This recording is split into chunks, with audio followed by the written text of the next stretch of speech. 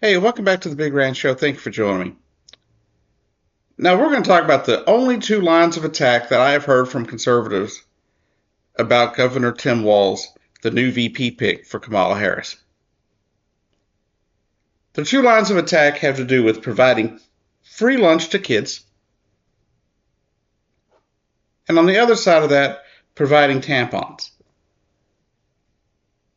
Now, you may be asking yourself, how are these questions? Aren't these just no-brainers? Not for conservatives. Let's talk about the free school lunch program in Minnesota. Now, I'm going to start by saying I do not know how well this program has been implemented in the state. I do not live there. I do not have kids that go to school there. So I cannot tell you how well or how poorly this has been implemented. I can tell you what he signed into law. And it was intended to help students eat. Now, the free lunch program, from what I understand and what I've read of it, provides free lunch and breakfast for every student that goes to public school in the state of Minnesota. Sounds like a no-brainer, doesn't it? Doesn't it just seem like that's something you would do? The fact is, Tim Walz was a teacher for 20 years. I guarantee you he saw firsthand, as a teacher, the disruptions and the lack of learning that happens for a student who does not eat breakfast and does not eat lunch.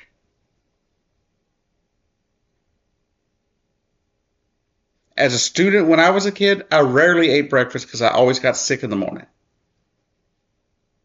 And let me tell you how often I wasn't able to focus on my studies. And how often I would be a distraction or a disruption in class. Maybe there's a little ADHD, but there was a big part of it that was the fact that I didn't eat. And it wasn't most of the time because we didn't have the money for it. My mom always found the money for me to have lunch. But in the morning, sometimes I just couldn't eat. I would literally get sick to my stomach every morning that I ate before I left home. So, in a way, I understand the problem. But the fact is, Tim Walz was a school teacher for 20 years, for 2 decades. And he saw firsthand the effects of children not being able to eat breakfast and lunch on their education. So as governor of Minnesota, he signed the law to provide food to students. Personally, I believe this should be the law of the land. I don't believe it should just be in Minnesota. I believe this house should be nationwide. At the federal level, there should be a federal program that pays for all student lunch in every public school in this country. No questions. I don't care the financial status of the family. No student should have to pay for school lunch. School lunch debt should not be a thing. We shouldn't be having this discussion. These are things that just should happen. Not to mention, every state in this country just about has mandates that state that if you're of a certain age, you have to be in school. And if states are going to mandate that you have to go to school, then they should be tasked with taking care of feeding you breakfast and lunch. It's a no-brainer. It's a win-win. The state of Minnesota will get better educated children, and those children will get to eat regardless of their family's financial situation. Children should not have to suffer because their parents don't make enough money.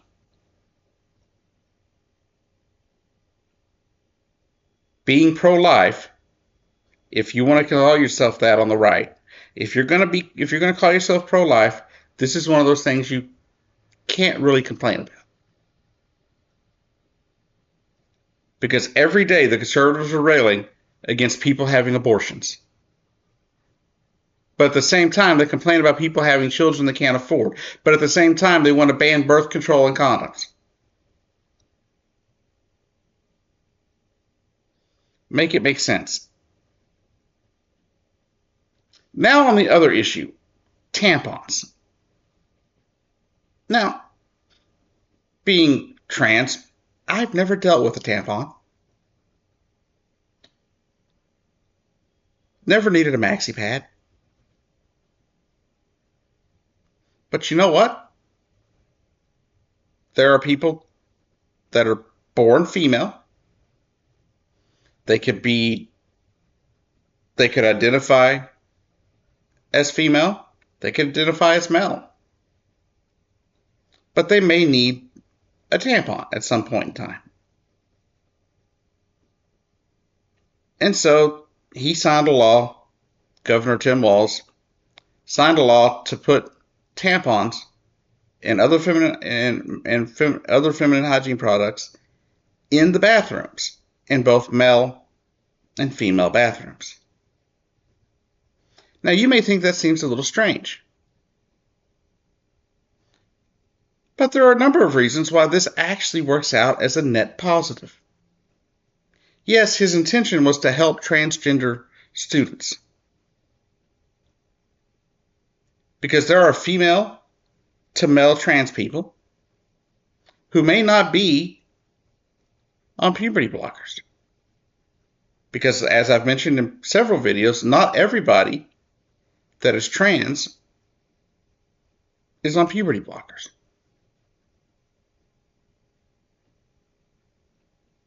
But that was the intention, right?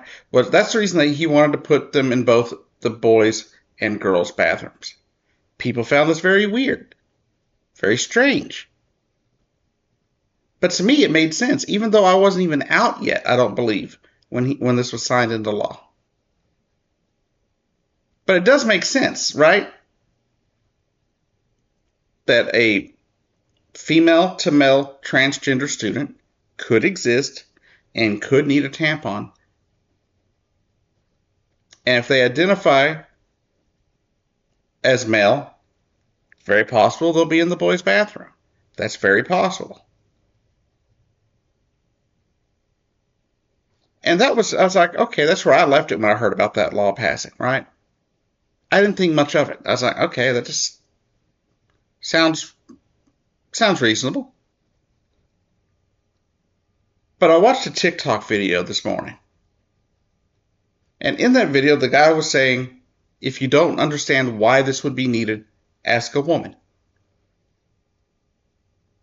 And the comments below told me a lot.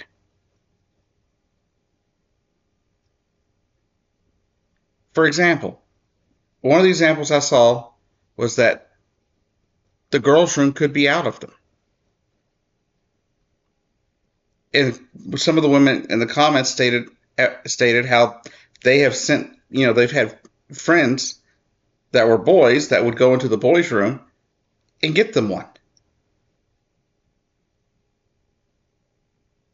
It just seems interesting that would be a problem. I've heard about people who have been affected by gun violence using a pad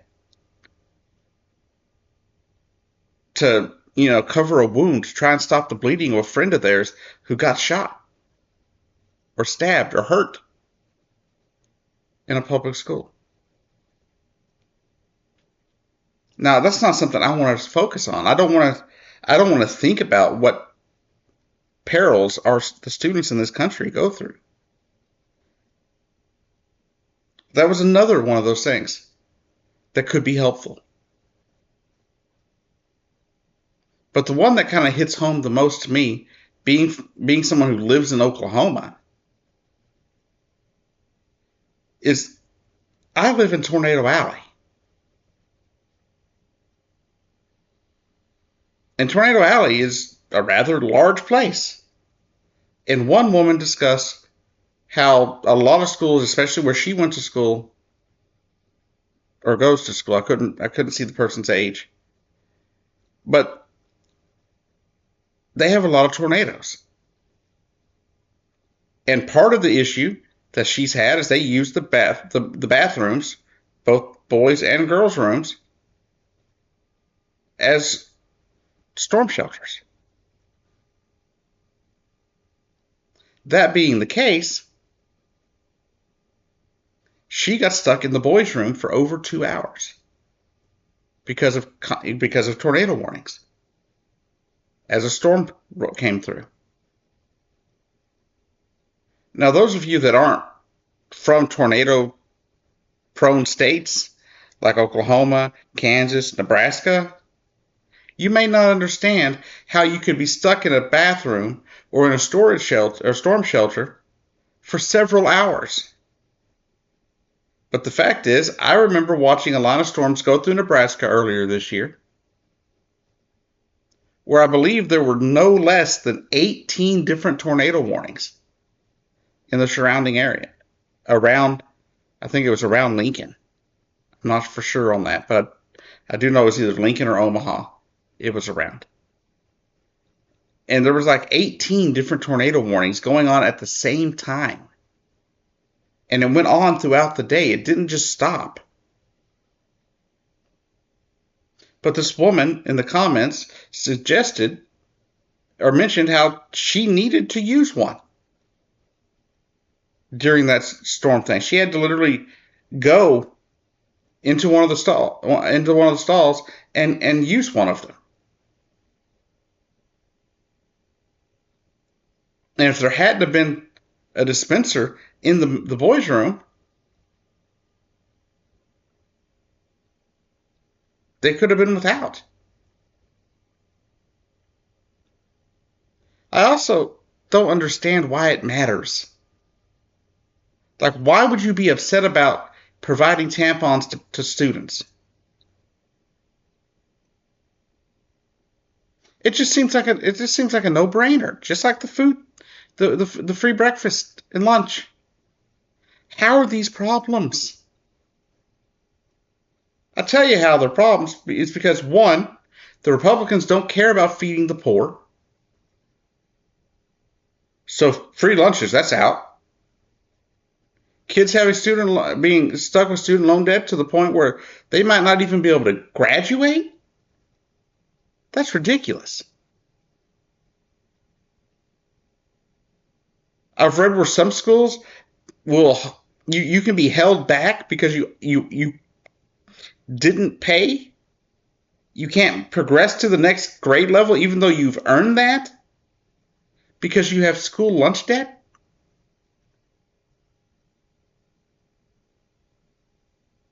And tampons, other feminine hygiene products. Girls need these things. And sometimes it can be helpful for those people that are male, that are boys, who have friends that are girls, who might be able to occasionally grab a tampon or two to take to their friends. Because as I read in those comments, very often the tampon or maxi pad dispenser is empty in the women's room. And if they have them in the men's room or the boys' room, they're not going to get used as often. Therefore, they would have more. But I've read a lot of comments about the younger generation, younger boys, teens, and preteens, wanting to be helpful to their female friends. And they'll literally buy them for their friends.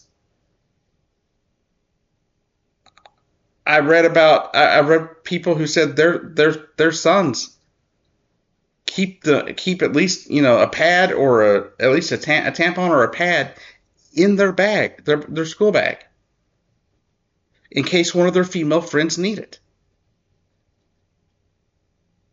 And I'm going to tell you right now, that's not something we thought about back in the 90s, was it?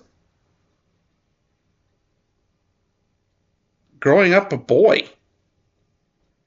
First off, I hated it. But two, those weren't things you weren't told to do. Most of us didn't think of that.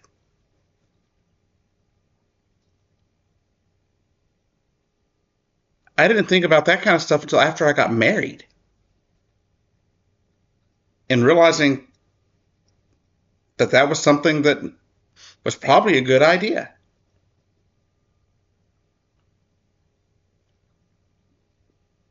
But honestly, neither one of these are a problem. Neither one of these are a reason to hate Tim Walz.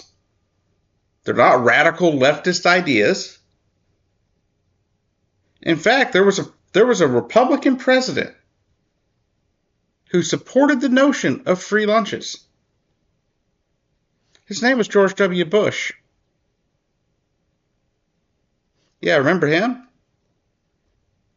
The guy who was probably about as smart as a brick? Yeah, that guy. The one who wanted to put food on your families?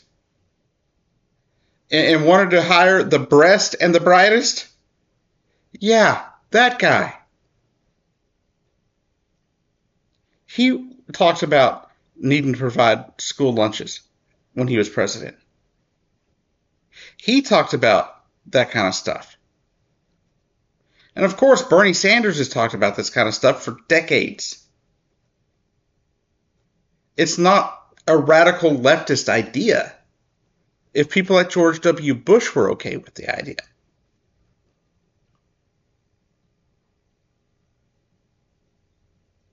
Now, I understand that people are confused, especially when it comes to the tampon thing.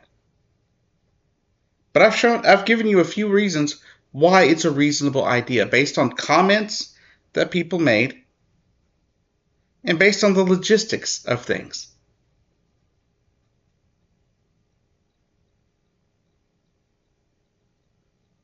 The thing is, Minnesota is supportive of trans kids, right? Allowing them to seek the care they need. But sometimes gender affirming care doesn't involve things like puberty blockers.